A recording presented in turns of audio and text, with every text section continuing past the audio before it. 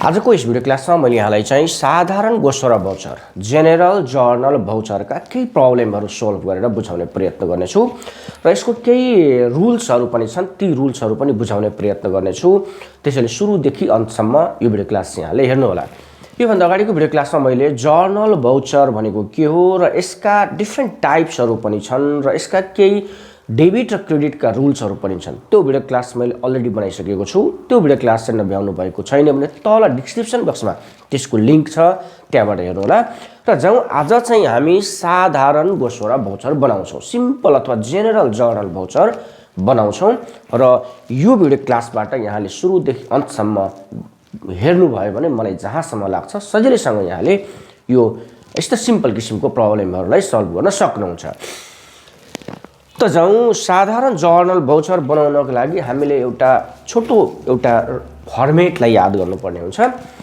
Debit, बिई अनि budget head है, इङ्ग्लिसमा पनि नेपालीमा पनि मैले लेखेको छु। डेबिट, बिई, बिई भनेको बजेट एक्सपेन्डिचर, डेबिट बिई भनेको बजेट एक्सपेन्डिचर अनि यहाँ चाहिँ बजेट हेड लेख्छौँ र क्रेडिटमा डिटिसिओटिएसए भनेर हामीले लेख्छौँ। यो दुईटा डेबिट र क्रेडिटमा लेख्ने रुल्स हो, फर्मेट हो, यहाँले याद गर्नुपर्छ। त्यसै गरी नेपालीमा लेख्नु पर्यो भने डेबिट बख अनि शीर्षक लेख्नु पर्यो। यहाँ कुन शीर्षकमा खर्च भइरहेको छ त्यो शीर्षक लेख्नु पर्यो र क्रेडिट कोले निका एकल खाता कोष भनेर लेख्नु पर्यो। यो स्ट्रक्चर हो जर्नल भाउचरको, त्यो यहाँले याद गर्नुपर्छ। र हामीलाई एक्जामिनेसनमा त यसको फर्मेट छ है, टप टु बटम जर्नल भाउचरको फर्मेट छ। त्यो फर्मेटमा हामीले बनाउनु पर्छ। यसको फर्मेट बनाएर हामीले बनाउनु पर्यो। यो मैले रफ तरिकाले कुन चाहिँ डेबिट कुन चाहिँ क्रेडिट, के चाहिँ डेबिट के चाहिँ क्रेडिट हुन्छ भन्ने कुरा बुझाउने प्रयत्न गर्नेछु। यसको लागि मैले एउटा इक्जाम्पल पनि लिएँ यहाँ। कर्मचारीहरूको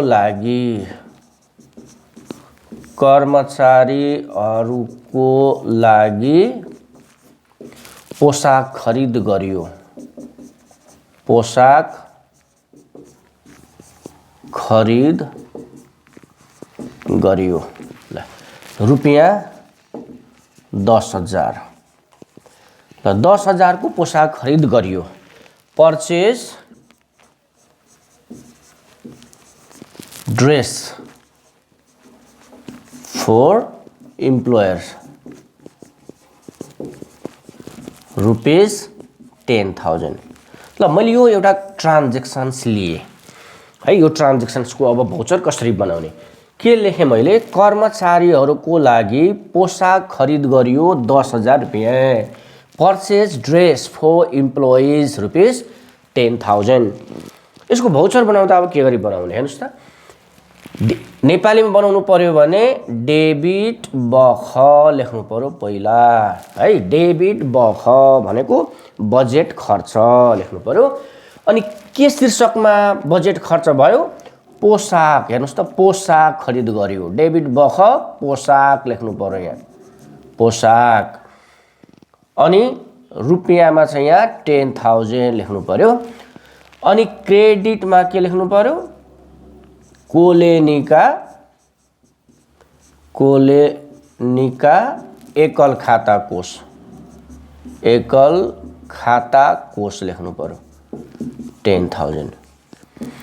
ल यो डेबिट र क्रेडिट हामीले बनाउनु पर्यो। के खरिद गर्यो हेर्नुहोस् त, पहिले डेबिट लेख्ने, त्यसपछि बख लेख्ने, त्यसपछि के खरिद गर्यो, कुन शीर्षक हो, शीर्षक खोज्नु पर्यो। पोसाक खरिद गर्यो नि हो, पोसाक हामीले लेख्नु पर्यो अनि एमाउन्ट लेख्नु पर्यो।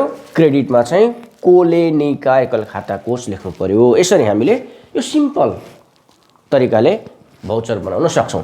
अब इङ्ग्लिसमा बनाउँदा के लेख्नु पर्यो, डेबिट बिई लेख्नु पर्यो। ल अब के परचेज गर्यो त, ड्रेस मेटेरियल्स, ड्रेस लेख्नु पर्यो है। डेबिट बिई ड्रेस 10,000, क्रेडिट डिटिसिओ टिएसए 10,000। ल यसरी डेबिट र क्रेडिट लेख्नु पर्यो। अनि न्यारेसन लेख्नु पर्यो, purchase dress material for employees लेख्नु पर्यो। यसरी भेरी सिम्पल तरिकाले यहाँले चाहिँ यो डेबिट र क्रेडिट बनाउन सक्नुहुन्छ। ल त्यसपछि अर्को एउटा एक्जाम्पलमा जाउँ हामी। मङ्सिर महिनाको मङ्सिर महिनाको घर भाडा भुक्तानी गरियो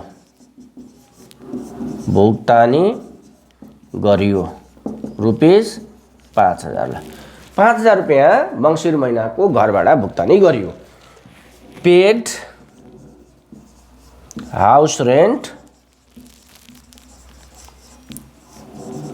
for the month of Mangsir rupees 5,000। ल यसरी क्वेसन मैले अर्को लिएँ, अर्को ट्रान्जेक्सन्स लिएँ। अब यसको पनि हामीले भाउचर बनाइ हेरौँ त। नेपालीमा पहिले बनाऊ। हामीले पहिले त डेबिट लेख्नु पर्यो, डेबिट त्यसपछि बख लेख्नु पर्यो हैन, डेबिट बख लेख्नु पर्यो हामीले। त्यसपछि के भुक्तानी गरियो, के शीर्षकमा त घर भाडा। यहाँ हामीले घर भाडा लेख्नु पर्यो शीर्षकमा, घर भाडा हैन, भुक्तानी गरियो। कति रुपियाँ गरियो, 5,000 गरियो। अनि क्रेडिटमा के लेख्नु पर्यो, क्रेडिट कोलेनिका एकल खाता कोष 5,000। अब यसलाई इङ्ग्लिसमा लेख्नु पर्यो भने के लेख्ने, डेबिट बिई लेख्ने। बी भनेको बजेट एक्सपेन्डिचर। के गरियो, हाउस रेन्ट लेख्ने यहाँ। यसको शीर्षक चाहिँ रेन्टल चार्ज पनि लेख्न सक्यो है, हाउस रेन्ट 5,000 रुपिस। क्रेडिटमा डिटिसिओ टिएसए 5,000। ल यसरी हामीले भेरी सिम्पल तरिकाले यो बनाउन सक्छौँ। अर्को इक्जाम्पलमा जाउँ हामी। अर्को इक्जाम्पल मैले यहाँ लिएँ, कार्यालय प्रयोजनको लागि मोटरसाइकल रु 3 लाखमा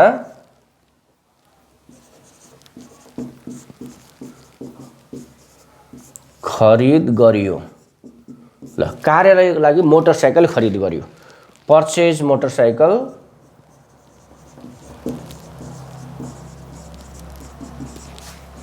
फो अफिस रुपिस 3 लाख। ल मैले यसरी क्वेसन लेखेँ। कार्यालय प्रयोजनको लागि, अफिसको लागि चाहिँ मोटरसाइकल खरिद गरियो अरे। के खरिद गरियो, मोटरसाइकल खरिद गरियो। ल मोटर बाइक पर्चेज गरियो। यसको हामीले भाउचर बनाउनु पर्यो भने के बनाउने, डेबिट बख।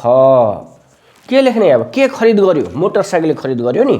तर यहाँ मोटरसाइकल लेख्न पाइएन, किनभने मोटरसाइकल बजेट हेड होइन। मोटरसाइकल चाहिँ कुन बजेट शीर्षकमा पर्ने रहेछ त, त्यो बजेट शीर्षक खोज्नु पर्यो हामीले।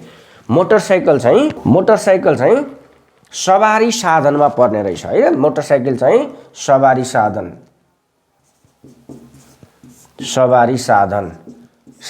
लेख्नु पर्यो। यहाँ मोटरसाइकल लेख्न पाइएन, त्यो मोटरसाइकल चाहिँ कुन शीर्षकमा पर्छ त्यो शीर्षक लेख्नु पर्यो।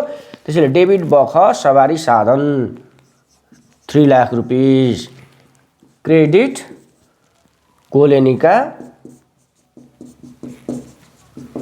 एकल खाता कोष 3 लाख। अब यहाँ न्यारेसनमा लेख्न सक्नुहुन्छ तपाईले, कार्यालय प्रयोजनको लागि मोटरसाइकल खरिद गर्यो। यहाँ न्यारेसनमा लेख्न सक्नुहुन्छ। यहाँ लेख्नुस्, कार्यालय प्रयोजनको लागि मोटरसाइकल खरिद गर्यो। अब इङ्ग्लिसमा लेख्दा के लेख्नु पर्यो, डेबिट बिई भेहिकल भनेको मतलब सवारी साधन 3 lakh. Credit DTCO TSA 3 lakh.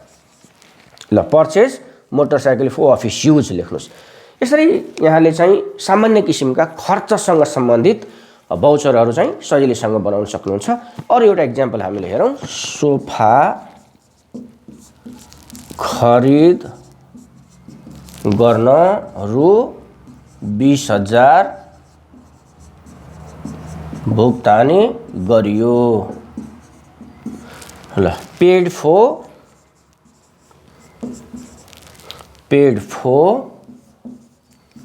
Purchase sofa फो अफिस रुपिस 20,000। ल सोफा खरिद गर्नको लागि 20,000 भुक्तानी गरियो। ल यस paid for purchase sofa for office use 20,000 rupees. अब यसलाई कसरी बनाउने? ल नेपालीमा हेरौँ। डेबिट बख लेख्नु पर्यो। के खरिद गरियो त? सोफा खरिद गरियो नि। यहाँ चाहिँ सोफा लेख्न पाइँदैन, यो लेख्दा रङ भयो। सोफा चाहिँ कुन बजेट हेडमा पर्छ भन्ने कुरा हामीले खोज्नु पर्यो।